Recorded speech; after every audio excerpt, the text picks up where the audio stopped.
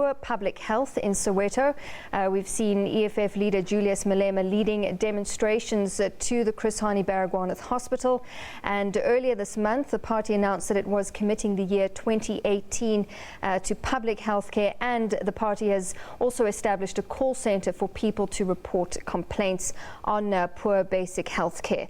Let's get more now. We go to our reporter Ndakwana Gatane. I see she's got EFF leader Julius Malema there. He was earlier addressing the crowds at this march. And Ndakwana, let's go straight over to you. Good afternoon.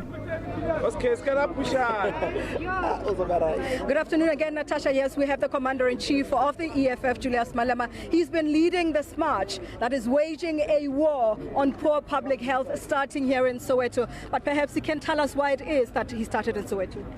Well, Bara is one of the big hospitals in South Africa, and it treats a lot of patients, particularly from this biggest township in the Southern Africa. And many patients in our continent get to be referred to Bara. And therefore, we thought it was going to be important that we come and highlight the conditions of such a biggest hospital in South Africa, which is supposed to be one of the well-equipped tertiary hospitals in our country. Unfortunately, the conditions are not as expected. But of course, you've indicated that Bara appears among hospitals that have some of the most atrocious experiences for patients and South Africans. Absolutely. And our government seems not to be having a plan on how to turn it around, how to make it one of the state-of-the-art hospitals in the whole of African continent. The public health care in South Africa has collapsed because it is in the interest of private health care. In the absence of public health care, the private health care is milking our people, and it is becoming extremely expensive, excluding those who do not have access, and in their majority are black people who do not have access to health care, and they die prematurely instead of saving life. But of course, the reality is that the EFF is not in government. How do you plan to do this? Well, you know that the EFF is not in government, but its ideas influence government a lot. And by just coming here, we're now directing government as to what is it that they need to do in order to improve the lives of black people. You don't have to be in government to contribute. You can lead from behind. How do you lead from behind? You lead from behind if you've got ideas through superior logic, and that's what the EFF has been doing. Julius, just to get clarity, yesterday obviously you had a victory in Parliament in terms of land expropriation without compensation. But the big question is, how do you see it working out? I mean, people have said you've won this in Parliament, but how does the EFF see it working out? Do you have any practical steps of what you want to see happen? Well, the matter has been referred to the review committee, constitutional committee, and it is going to consult our people on how do we go about it. What we have said as the EFF is that all land in South Africa should belong to the state. The state should be the custodian of the land. It doesn't mean you are losing your house. You know that you have settled on the land that belongs to the state. And once the state has done that, then every occupied land will be declared to the state. And idling land, then the state will make it available to the landless masses of our people. If we want to increase the residential areas in Alexandra, for instance, we shouldn't have a nightmare of saying where are we going to get the money, who is the owner, where is the owner? The owner sometimes is not even in South Africa. So we know that this land belongs to us as government, and we can do anything about it. If we want to use it to produce food, let's do so. If we want to use it for settlement, let's do so. So for clarity, those farms now occupied by white people currently, if they don't fall under what you've stipulated, do they get to keep them and pay rent to government because now they're leasing? I think that's where we need clarity. No, they don't have to lease. We must all be allocated land by government. They will say, this is your land. Matlatsi, this is your land. You have not leased it, but you can sell it. You cannot come tomorrow and say, I've sold my piece of land. No, if you don't want it, you go back to government and say, I'm leaving this place. You can take that which belongs to you, and the government will relocate it to someone else. If it's corporate, particularly foreign investors, they can lease the land and pay rent to the government. The South Africans should not lease land. The South Africans should not pay for land. The land should belong to them. All right, we apologize for that break in that feed there. All right, we've got it back. Let's go there. Of land, do I continue doing what I'm doing because I don't interfere with growing Alexander, for example, or growing any other township or for any other business opportunity? No, if you are a farmer, you have lost the ownership of the land into the hands of the state.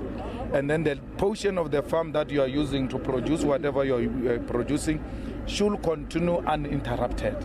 And idling parts of the farm, which are not being used for anything, should be relocated to someone else who will use it for production. There shouldn't be an idling land. Majority of the farmers who are being referred to as farmers who are producing food for us, they don't even use the whole farm.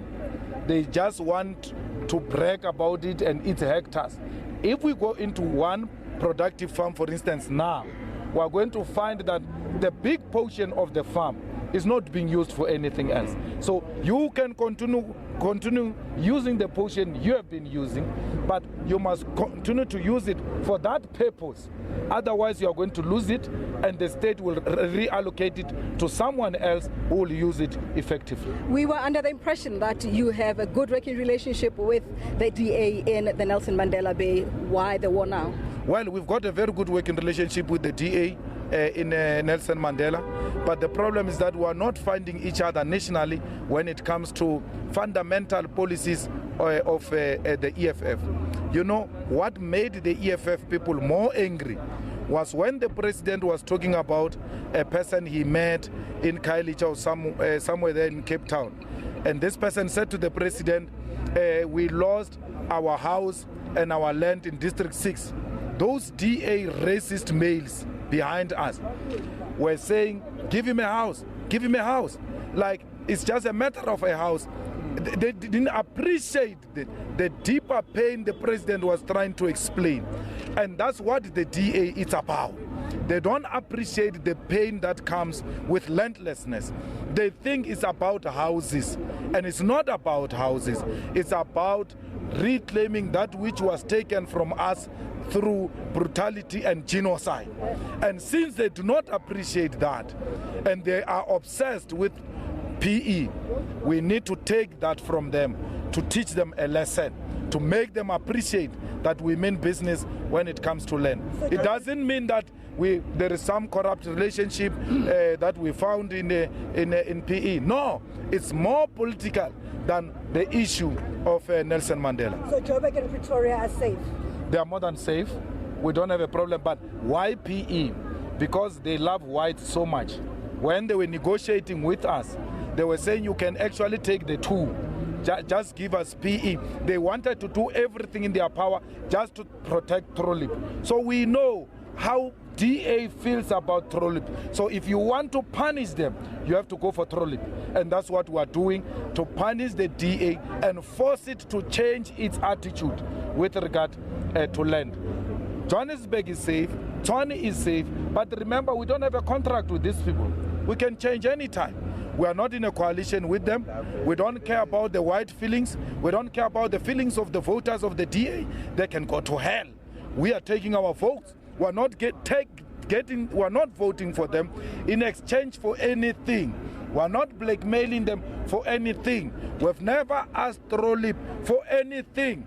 We've never troubled him. Actually, he's the one who came to ask us that we must chair the Scopa committee in PE. We never asked to chair it. So it's not about positions. It's not about money. It's not about political careers. It's about pursuing the struggle for expropriation of land without compensation. We want everybody else to buy in. If you don't buy into this program, you remain the enemy of our people. In Joburg, huge corruption here that Mashaba is dealing with. We shouldn't interrupt it, including in Tshwane. In PE, we said to the ANC, we need a person who's got a history of fighting corruption. If you don't have a history of fighting corruption, you can't lead PE. And if the ANC is going to come with thugs like Andile Lungisa as a mayor, then we're going to fold our arms. We will not vote with them. We are not forced to vote with any of them. We don't have any agreement with them. In PE, we are looking at a person like Mcebisi Jonas. If they can bring Mcebisi Jonas, they must bring something closer to Mcebisi Jonas. I don't know where they are going to get it, but that is non-negotiable. We want someone who has rejected 600 million. The ANC has punished Mcebisi Jonas for rejecting 600 million by not electing him in their conference, by not appointing him as a minister now. We want to reward him for having stood against corruption. And really, it's more about clean governance as well. Your views on the cabinet reshuffle and also on the VAT increase? Well, VAT increase, we reject it totally. We agree with everyone else that says it needs to be relooked into. It is going to put a huge burden on the poor. Cabinet reshuffle is ngamina ngawena of factions. It's not about principle. It's not about the new dawn. I mean, just imagine Batabile Dlamini being called the new dawn. There's nothing new dawn about Batabile Dlamini. There's nothing new dawn about Malusi Gigaba, the architect of corruption. There's nothing new dawn about Nomvula Mkonyane, who collapsed the Department of Water. Now she has been redeployed to go and collapse communication, which was recovering, by the way. SABC, for sure, wherever they are, they can see trouble coming.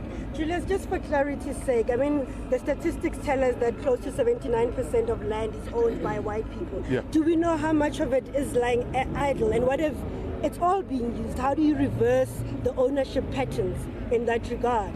A lot of land remains idle. I mean, you don't need a stats matlatsi to know and to see that. If you go to Stellenbosch, for instance, it's generally owned by white people, and there's nothing there.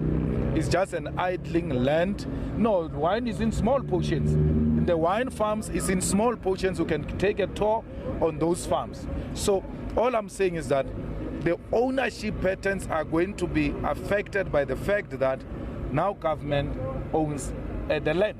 No one will be arrogant on the basis of ownership of the land. And then government will redistribute the land in terms of the history of South Africa. Who are the previously disadvantaged people? Who are the landless people? Those are the people who must receive priority. The rural women, the women themselves, and black males who have been excluded from the ownership of the land. It is not an issue that will really cause a nightmare. It is an issue that will be dealt with properly within the confines of the Constitution of South Africa, because even amending the Constitution and the process we are going to engage in, it's a constitutional process. Are you as the EFF satisfied by the agency's part of the election campaign? No, health matter can't be an election campaign. This campaign is about saving life. It's high time we elevate the health matters in South Africa. The hospitals have collapsed in South Africa. Let us revive hospitals. Let us revive public health care. Are you satisfied? Regarding the land issue, what will happen now? That question doesn't arise, my sister. We are now going to the Constitutional Review Committee, where the ANC and the EFF alone constitute the majority. Majority of people in Parliament yesterday have agreed that the Constitution will have to be amended, but it must be done within the confines of the Constitution itself. One last question. Are you satisfied with the way the ANC is handling free education? Well, we're not satisfied. We've just registered not more than 100,000, between 90,000 to 100,000 children now receive free education. More can be done. Of course, it was not going to be as expected because the delinquent announced it just on the eve of reopening of schools. Now people know. Now people can prepare themselves. Even when they go to write final exams, they are going to be in a much, much better position to know and highly motivated that if I pass, I know I will get access to education because it is free. That time they were not motivated. Some of them were even saying, even if I pass, what happens next? So it doesn't matter. But now they know that they are guaranteed a better future if they pass. Are you happy with the former finance minister's allocation to health? From the former finance minister's allocation to health, are you happy? Former finance minister is not in health, it's in Home Affairs now. His allocation to health in the budget speech. Well, we think that a lot of money, of course, had to go to education. we had pronounced clearly that there must be a free education. Now we need more money into health, because from education we need to come and revive the public health care. So I think that the allocation of health now, in comparison to education, it is justifiable because the priority was in education. Now we've got more than a year to plan ahead. Remember, these people in the budget was not planned for when it comes to education. They had to take from here to there to provide sufficient resources to education. Now they know that we've taken care of education, more money can still be allocated, but we need to provide more in health to improve the public health care. Okay, thank you very much. Thank you. Thank you. Well, there you have it. That is the Commander-in-Chief of the Economic Freedom Fighters, Julius Malema, after leading a demonstration to the Chris Hani Baragwanath Hospital, where the EFF is waging a war on poor public health. And Julius Malema saying that even though they are not in government, they have indicated with education, with land, that the EFF leads and the ANC follows. So I guess we have to wait and see what they will do, apart from visiting those health practitioners, private and public, to ensure that South Africans get proper health care, but also they're saying free quality healthcare in South Africa. Natasha. Ntakwana, thanks so much for that. Our Ntakwana Katani live for us there, just covering that march, and then of course the leader of the EFF, Julius Malema, being engaged by journalists on a variety of topics, from their battle with the DA to the cabinet reshuffle, and of course the big one, the land issue. This of course after that motion on the expropriation of land was adopted by an overwhelming majority in the National Assembly yesterday.